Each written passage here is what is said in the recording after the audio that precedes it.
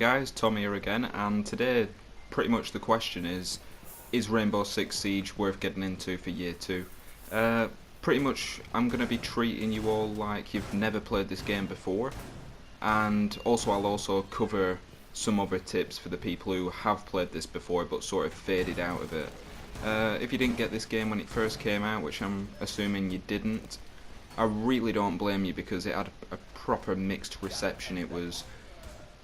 It got shit for the lack of campaign, only coming out with 11 multiplayer maps when there was no campaign, and also the mods just all blending together because even though there's capture the hostage, defuse the bomb, all that shit, it all boils down to the same thing. It's either defending or attacking. You're always trying to get into a place that the enemy team is defending or you're defending. That's literally the game. But where this game shines is just through the sheer tactical enjoyment of this game. Like, if you're a well coordinated squad, you can fuck shit up, and guns are lethal in this game. Like, if you've played Call of Duty or Battlefield, they're pretty lethal in that too, but this, make no mistake, once you're shot you're pretty much fucking going down. So yeah, I enjoyed the fast death time in this game because you can just think you're doing really well, someone can drop through the ceiling and fucking kick your ass if they get a little bit of a jump on you. But if you're tactical about it, you'll know to block off certain doorways, create choke points, just all that stuff really. That's what I really enjoy about this game. So for you guys that haven't played it before, I'm going to basically tell you a few operators that could give you an advantage in this game for a beginner. Also just some of my favourites as well. So straight away, attacker wise, Sledge is a beast. Like, it can get through every barricade bar the reinforced walls, so he comes in handy in a lot of ways, especially when you're a beginner and you're trying to rack up them, like, I want to say RP, it's not RP, it's fucking, I'm confusing it with the siege points, which is what you can get if you're a season pass member. Renown, that's it. So, sorry, my mind's a bit foggy today. Yeah, so as soon as you start the game you won't actually have access to the multiplayer. You'll have to do situations, which is basically a long-winded training mod. It does get pretty boring, but it's essential really to get you used to the game and just get you used to different operators, get you some renown and get you some points. But one of the first people I'd recommend you unlock is definitely Siege, just because he's pretty easy to play. His weapon, the L85, pretty decent weapon, low recoil, easy to handle, and it's pretty lethal as well. And then he's got a frag grenade, so that's always useful, especially as a lot of people tend to rock castle on these maps, which is a go-to defender for me, because you can create choke points, you can block off certain doorways, certain windows. They're bulletproof as well, so unlike the wooden ones, they have more of a purpose and they can sort of funnel your enemy into certain places. But if you Sledge, you can fuck that theory up straight away and knock down the walls, and then you can throw a frag in there.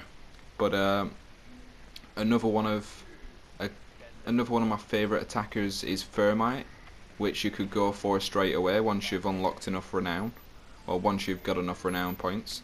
And basically what he can do is the barricaded reinforced walls, he can actually laser cut through them, and that just fucks the team up straight away, the defending team, because even if they're expecting it, you can never expect it. You can never expect someone blasting through one of the walls and throwing shit in there. And if you're working well as a squad, you could have multiple penetration. That doesn't sound right, does it? You can have multiple penetration from different points. You could have Sledge knocking a door, Thermite laser cut his way into a barricade. That was a fail there. You can have Fuse put his grenade launch gadget thingy on a wall and just fire a shitload of grenades in there. So there's loads of possibilities in this game for just tactical gameplay and working well as a squad. So I recommend, if you've got a few friends, pick it up together. But it's easy to play on your own as well, because I never play with friends on this game. I always play on my own, do pretty well, except for this round because someone fucks it up for us and chucks a grenade in the window.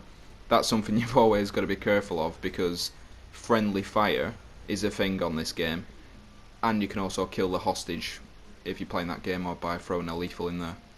I've learnt that the hard way a few times as Fuse. But it is a decent game to get into, and now that it's not anywhere near full price as well, you've just got to think of it as paying for a multiplayer game. Like if you've paid for something like Star Wars Battlefront full price and you felt a bit cheated, you might have felt a bit cheated if you'd have got this full price, because it doesn't even seem as big as something like Star Wars Battlefront. It doesn't have as many mods. It's a bit of a one-trick pony, but it's a really good game when you get past the lack of campaign, and I don't think I would have ended up playing it anyway. Well, yeah, of course I would. It's Rainbow Six Siege. Like, if they had a campaign like any of the other Rainbow games, I would have definitely smashed through it and enjoyed it. But it's just whether you can be bothered sort of with the learning curve for this game, because if you're only playing COD and Battlefield, you might struggle at first. I can't say you're going to struggle too hard unless you're really fucking shit at shooters, but it's a definitely a different playstyle altogether, because guns are more lethal, you only get one life unless you've got someone on the team playing as Doc who can revive you, but no one ever plays as Doc. Just because he's not really needed, because you're either getting killed straight away, no one really ever gets just injured. And if I do get injured, it's off like friendly fire. But other than that, I would recommend it now that it's gone down in price. And year one, the content was pretty good. They released a few new operators. All the new maps were free. All the new operators are free. The only thing is with the operators, if you don't have the season pass, you have to unlock them with renown, and that really takes the piss. But they do have a bit of a pay to win, well, not pay to win, just pay to unlock operators in this game, and attachments and other equipment, but most of it's cosmetic, so it don't really matter. But the new operators have some pretty cool weapons and gadgets, like a flaming crossbow, loads of shit like that. Pretty fun to use.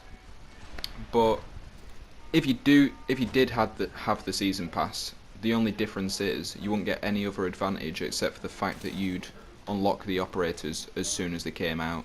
So you can get a season pass for year 2. I'm not going to bother, just because I like grinding it out and unlocking them. But that's an option for you guys who have a bit of extra money and you can't be arsed grinding. You just want to jump into the game and have some operators unlocked. But yeah, it's definitely a decent game. I'd definitely say give it a try if you've been playing a lot of COD or Battlefield and you're sort of getting a bit bored now that they've been out for a few months. That's sort of what I did. I got Infinite Warfare, found it pretty shit, so I jumped onto this, and I've been playing it since. But I have been playing this game since year 1. I just decided to get back into it for year 2. But yeah, definitely. Just a few little bits as well. Just everybody tends to work as a team on this game. There is one downside if you're not playing with friends, that you can get some dickheads who spawn in and just kill your whole friendly team, which really fucks me off. So you do get a bit of that. But it's just one of those. You get it in COD all the time if there were friendly fire on. Well, there is in hardcore, and you do get it quite a lot there. But yeah, it's a decent game. I'd give it a go. I have give it a go, obviously, so it's a bit biased.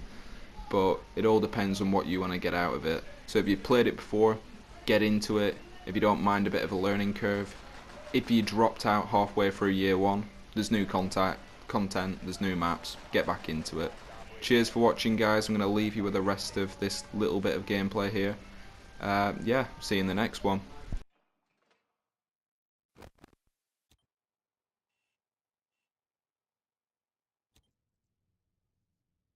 15 seconds left. 10 seconds left.